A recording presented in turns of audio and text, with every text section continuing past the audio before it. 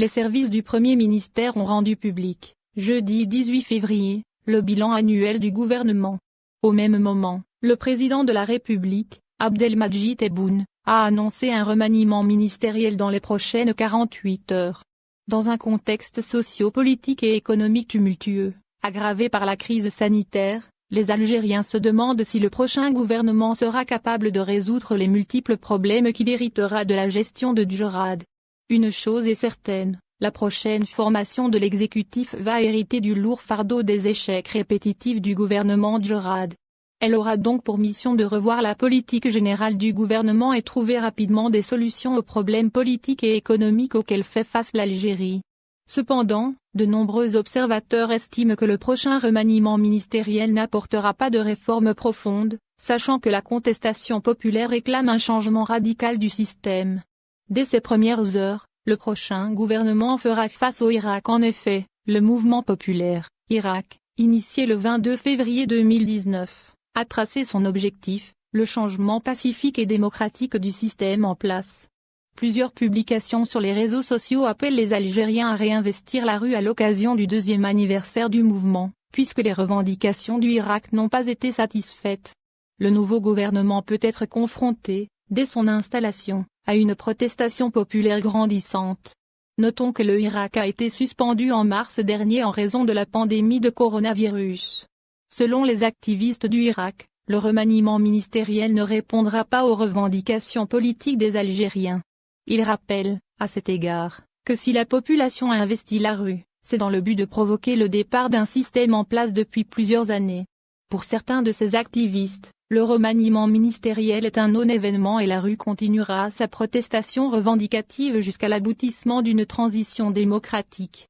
Rappelons qu'à l'approche du 2e anniversaire du déclenchement du mouvement populaire, des membres du gouvernement multiplient les déclarations. La dernière en date est celle du ministre de la Communication, Ammar Bellimé, qui s'est attaqué au Irak, en déclarant que le mouvement original avait été parasité. Le nouveau gouvernement saura-t-il gérer la question des libertés en Algérie? Un point crucial attend la nouvelle formation de l'exécutif, la question des libertés en Algérie. Depuis un peu plus d'un an, toutes sortes de libertés, notamment d'expression, sont bafouées en Algérie. Preuve en est, beaucoup de journalistes et d'activistes du mouvement populaire ont été arrêtés et condamnés à différentes peines de prison, pour avoir exercé leurs droits constitutionnels.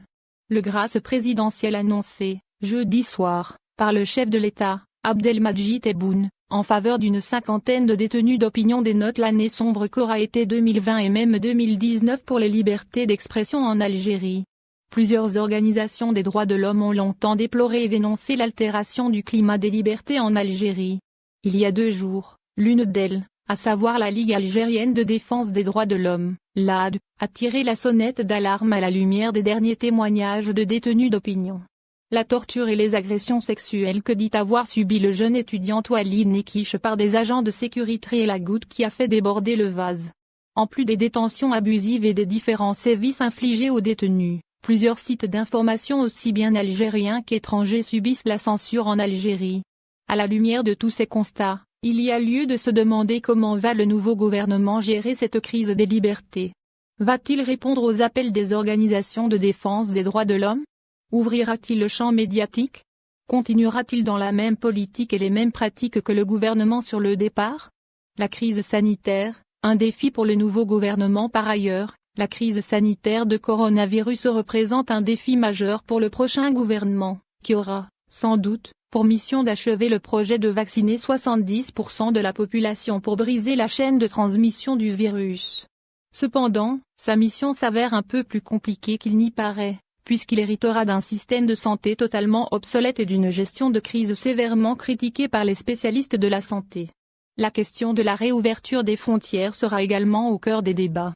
Rappelons que le Dr Bekat Berkani, membre du comité scientifique de suivi de la pandémie, avait déclaré que la réouverture des frontières était une décision politique. Le nouveau gouvernement fera face, en outre, à la pression des Algériens bloqués à l'étranger et désireux de regagner le pays. La nouvelle formation politique sera-t-elle capable de mieux gérer la crise sanitaire que le gouvernement Djurad? Tant de préoccupations exprimées par les spécialistes de santé en Algérie. Ces derniers mettent en garde contre une recrudescence de la Covid-19 et appellent les autorités du pays à revoir et à moderniser le système de santé. La gestion de la crise sanitaire sera donc un des plus importants dossiers sur le bureau du chef de l'exécutif. Le gouvernement Djorad laissera derrière lui une crise économique difficilement surmontable. Le nouveau gouvernement fera face, par ailleurs, à une sérieuse crise économique.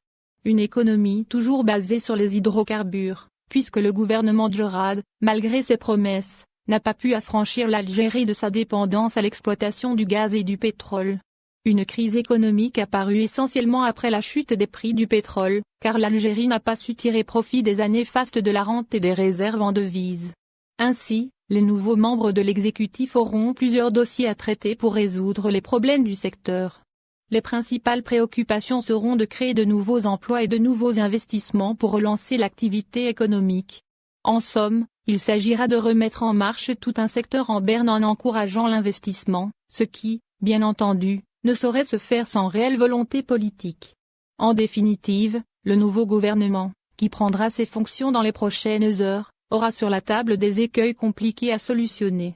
Il devrait, d'une part, s'employer à trouver des solutions aux différents échecs du gouvernement précédent et, d'autre part, affronter des revendications radicales d'un front social en ébullition.